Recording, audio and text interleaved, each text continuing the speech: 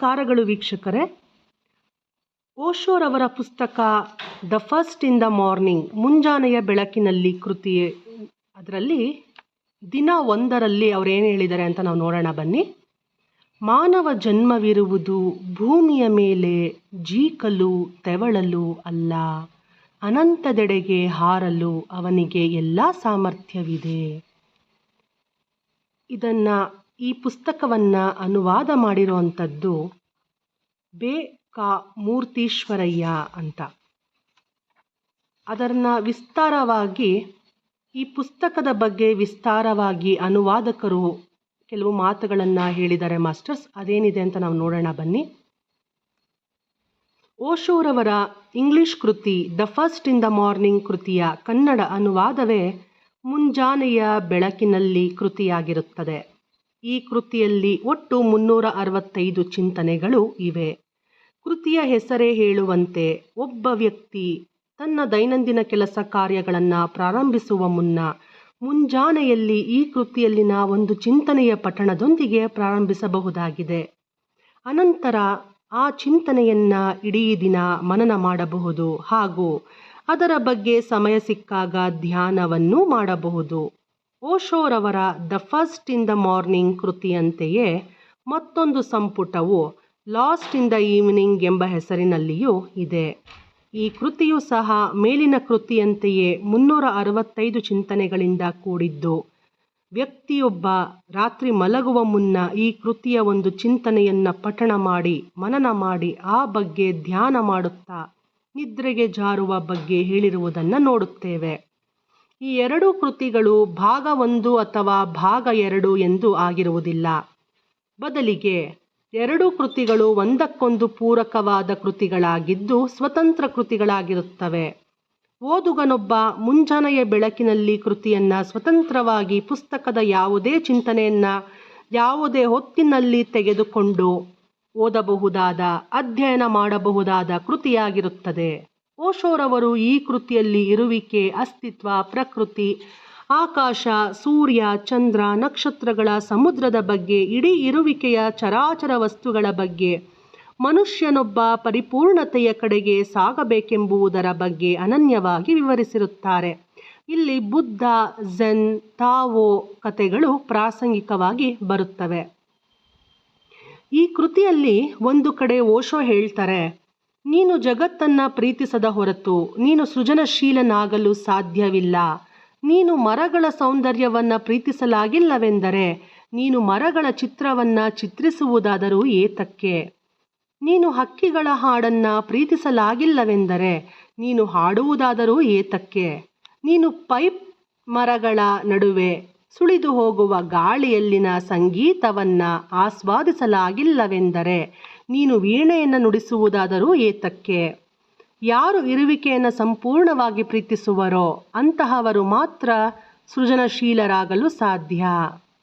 ಅಂದರೆ ನೀನು ಪೈನ್ ಮರಗಳ ನಡುವೆ ಸುಳಿದು ಹೋಗಬೇಕಾದ್ರೆ ಕೂಡ ಗಾಳಿಯಲ್ಲಿ ಸಂಗೀತವನ್ನು ನೀನು ಆಸ್ವಾದಿಸಲಾಗಿಲ್ಲ ಅಂತಂದರೆ ವೀಣೆಯನ್ನು ನೀನು ನುಡಿಸೋದಾದರೂ ಯಾಕೆ ಅಂತ ಕೂಡ ಇಲ್ಲಿ ಪ್ರಶ್ನೆ ಮಾಡ್ತಾ ಇದ್ದಾರೆ ಓಶೋರವರು. ವ್ಯಕ್ತಿಯೊಬ್ಬ ಸೃಜನಶೀಲನಾಗುವ ಮುನ್ನ ಮೊದಲು ಇರುವಿಕೆಯನ್ನು ಪ್ರೀತಿಸುವುದನ್ನು ಅಭ್ಯಾಸ ಮಾಡಬೇಕೆಂಬುದನ್ನು ಈ ಮೇಲಿನ ಕಾವ್ಯಮಯವಾದ ಚಿಂತನೆಯಲ್ಲಿ ಓಶೋರವರು ಹೇಳಿದ್ದಾರೆ. ಹಾಗೆಯೇ ಮತ್ತೊಂದು ಕಡೆಯಲ್ಲಿ ಓಶೋರವರು ಹೇಳ್ತಾರೆ, ನಾವು ನಮ್ಮ ಸ್ವಂತಿಕೆಯಿಂದಲೇ ಯಶಸ್ವಿಗಳಾಗಲು ಸಾಧ್ಯವಿಲ್ಲ. ನಾವು ನಮ್ಮ ಸ್ವಂತಿಕೆಯಿಂದಲೇ ಯಶಸ್ವಿಗಳಾಗುತ್ತೇವೆ ಎಂದು ಪ್ರಯತ್ನಿಸುವುದಾದರೆ ನಾವು ಸೋಲುವುದು ಖಚಿತ. ನಾವು ಆಗ ನಾಶವಾಗಬಹುದು. ಸೋಲು ಎಂಬುದು ಖಚಿತವಾದುದು, ಅನ್ಯ ಮಾರ್ಗವೇ ಇಲ್ಲ. ಅದು ಹೇಗಿರುತ್ತದೆ ಎಂದರೆ ಸಣ್ಣ ಅಲೆಯೊಂದು ಇಡೀ ಸಾಗರದ ವಿರುದ್ಧ ಹೋರಾಡಿದಂತೆ. ಅಲೆಯೊಂದು ಸಾಗರಕ್ಕೆ ಸಂಬಂಧಿಸಿದ್ದಾಗಿರುತ್ತದೆ. ಅದು ಹೇಗೆ ತಾನೇ ಹೋರಾಡಲು ಸಾಧ್ಯ? ಅದು ಹೇಗೆ ಎಂದರೆ ಒಂದು ಭಾಗಾಂಶವು ಸಮಸ್ತದ ವಿರುದ್ಧ ಹೋರಾಡಿದಂತೆ. ಎಲೆಯೊಂದು ಯಾವ ಮರದ ಭಾಗವಾಗಿರುತ್ತದೆಯೋ ಆ ಮರದ ವಿರುದ್ಧ ಹೋರಾಡಿದಂತೆ. ಎಲೆ ಮರದ ಯಶಸ್ಸಿನಲ್ಲಿ ತನ್ನ ಯಶಸ್ಸನ್ನು ಕಾಣಲು ಸಾಧ್ಯ, ಆದರೆ ಪ್ರತ್ಯೇಕತೆಯಿಂದಲ್ಲ. ಅಲೆಯೊಂದು ಸಾಗರದಲ್ಲಿರುವಾಗ ಯಶಸ್ಸನ್ನು ಕಾಣಲು ಸಾಧ್ಯ, ಆದರೆ ಅದರ ವಿರುದ್ಧವಲ್ಲ. ಸಾಗರವಿಲ್ಲದೆ ಸಾಧ್ಯವಿಲ್ಲ. ಮನುಷ್ಯ ತನ್ನ ಇಚ್ಛೆಯಂತೆ ಬದುಕಿದಾಗ ಯಶಸ್ಸನ್ನು ಕಾಣುವುದಿಲ್ಲ, ಆದರೆ ಇರುವಿಕೆಯ ಇಚ್ಛೆಯಂತೆ ಬದುಕಿದಾಗ ಮಾತ್ರ ಯಶಸ್ಸನ್ನು ಕಾಣುತ್ತಾನೆ ಎನ್ನುತ್ತಾರೆ. ಈ ಎರಡೂ ಚಿಂತನೆಗಳು ಈ ಕೃತಿಯ ಎರಡು ಪ್ರವೇಶ ದ್ವಾರವಿದ್ದಂತೆ ಎಂದು ಭಾವಿಸುತ್ತೇನೆ ಅಂತ ಅನುವಾದಕರು ಹೇಳ್ತಾ ಇದ್ದಾರೆ. ಗೀತೆಯಲ್ಲಿ ಒಂದು ಕಡೆ ಮೋಡಗಳಿಂದ ಮಳೆ, ಮಳೆಯಿಂದ ಬೆಳೆ, ಬೆಳೆಯಿಂದ ಆಹಾರ, ನೀನು ತೆಗೆದುಕೊಳ್ಳುವ ಆಹಾರದಲ್ಲಿ ಸಂಯುಕ್ತಗೊಂಡ ಗುಣಗಳಿಂದ ಸಾತ್ವಿಕ ಗುಣ, ತಮೋಗುಣ, ರಜೋಗುಣ ಸ್ವಭಾವಗಳು ಪ್ರಕಟವಾಗುತ್ತವೆ. ಈ ಗುಣಸ್ವಭಾವಗಳಿಂದಾಗಿ ಅವನಲ್ಲಿ ತಲ್ಲಣ, ಈರ್ಷೆ, ದ್ವೇಷ, ಅಸೂಯೆ, ಅಹಂ, ಸಂಘರ್ಷ ಮೊದಲಾದ ಗುಣಸ್ವಭಾವಗಳು ಕಾಣಿಸುತ್ತವೆ. ಈ ಗುಣಸ್ವಭಾವಗಳ ಪರಿಣಾಮದಿಂದಾಗಿ ವ್ಯಕ್ತಿಯೊಬ್ಬ ಒಳ್ಳೆಯವನಾಗಬಹುದು, ಕೆಟ್ಟವನಾಗಬಹುದು ಅಥವಾ ರಾಕ್ಷಸನಾಗಬಹುದು. ವ್ಯಕ್ತಿಯೊಬ್ಬ ಅಂತಿಮವಾಗಿ ಈ ಎಲ್ಲ ಗುಣಸ್ವಭಾವಗಳಿಂದ ಬಿಡುಗಡೆಯಾಗಬೇಕಿರುತ್ತದೆ. ಉಪನಿಷತ್ತಿನ ವಾಣಿಯಂತೆ ಅಸತ್ನಿಂದ ಸತ್ಯದ ಕಡೆಗೆ, ತಮಸ್ಸಿನಿಂದ ಜ್ಯೋತಿರ್ಮಯದ ಕಡೆಗೆ, ಮೃತ್ಯುವಿನಿಂದ ಅಮರತ್ವದ ಕಡೆಗೆ ಸಾಗಬೇಕಾಗಿರುತ್ತದೆ. ಇದು ಬದುಕಿನಲ್ಲಿ ಅವನು ಕ್ರಮಿಸಬೇಕಾದ ಹಾದಿ. ಓಶೋರವರ ಸಾಹಿತ್ಯ ಅಧ್ಯಯನವು ವ್ಯಕ್ತಿಯೊಬ್ಬನನ್ನ ಈ ಎಲ್ಲ ತಲ್ಲಣಗಳಿಂದ ಬಿಡುಗಡೆಗೊಳಿಸಲು ಸಹಾಯಕವಾಗುತ್ತದೆ. ಅವನು ಅಸತ್ನಿಂದ ಸತ್ಯದ ಕಡೆಗೆ ಅಂದರೆ ಅಸತ್ಯದಿಂದ ಸತ್ಯದ ಕಡೆಗೆ, ತಮಸ್ಸಿನಿಂದ ಜ್ಯೋತಿಯ ಕಡೆಗೆ ಅಂದರೆ ಕತ್ತಲಿನಿಂದ ಬೆಳಕಿನ ಕಡೆಗೆ, ಮೃತ್ಯುವಿನಿಂದ ಅಮರತ್ವದ ಕಡೆಗೆ ಕೊಂಡೊಯ್ಯಲು ಪ್ರಯತ್ನಿಸುತ್ತದೆ. ವ್ಯಕ್ತಿಯೊಬ್ಬ ಓಶೋ ಸಾಹಿತ್ಯ ಅಧ್ಯಯನದಿಂದ ಪರಿಪೂರ್ಣತೆಯ ಕಡೆಗೆ ಸಾಗಲು ಸಹಾಯ ಮಾಡುತ್ತದೆ.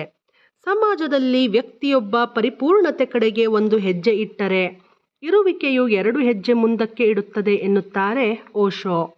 ಓಶೋರವರ ಸಾಹಿತ್ಯದ ಅಧ್ಯಯನ ಎಂದರೆ ಸತ್ಯಂ, ಶಿವಂ, ಸುಂದರಂಗಳ ಅಧ್ಯಯನವಾಗಿರುತ್ತದೆ. ಮಾತ್ರವಲ್ಲ, ಅಲ್ಲಿ ಓದುಗನಿಗೆ ಸತ್, ಚಿತ್, ಆನಂದಗಳ ದರ್ಶನವಾಗುತ್ತದೆ. ಅಂದರೆ ಸಚ್ಚಿದಾನಂದ ರೂಪ ಅಂತ ಹೇಳ್ತಾರಲ್ಲ ಮಾಸ್ಟರ್ಸ್, ಆ ರೀತಿ ಅದರ ದರ್ಶನವಾಗುತ್ತೆ. ಓಶೋರವರ ಸಾಹಿತ್ಯ ಅಧ್ಯಯನದಿಂದಾಗಿ ಓದುಗನಲ್ಲಿ ನಿಧಾನಕ್ಕೆ ವ್ಯಕ್ತಿಯಲ್ಲಿನ ಎಲ್ಲ ತಲ್ಲಣಗಳು, ಸಂಘರ್ಷಗಳು ಮರೆಯಾದಾಗ ಅವನ ಹೃದಯವು ಓಂ ಶಾಂತಿ ಶಾಂತಿ ಶಾಂತಿ ಎಂಬ ಉಪನಿಷತ್ತಿನ ವಾಣಿ ಮಿಡಿಯುತ್ತಿರುತ್ತದೆ. ಧನ್ಯವಾದಗಳು.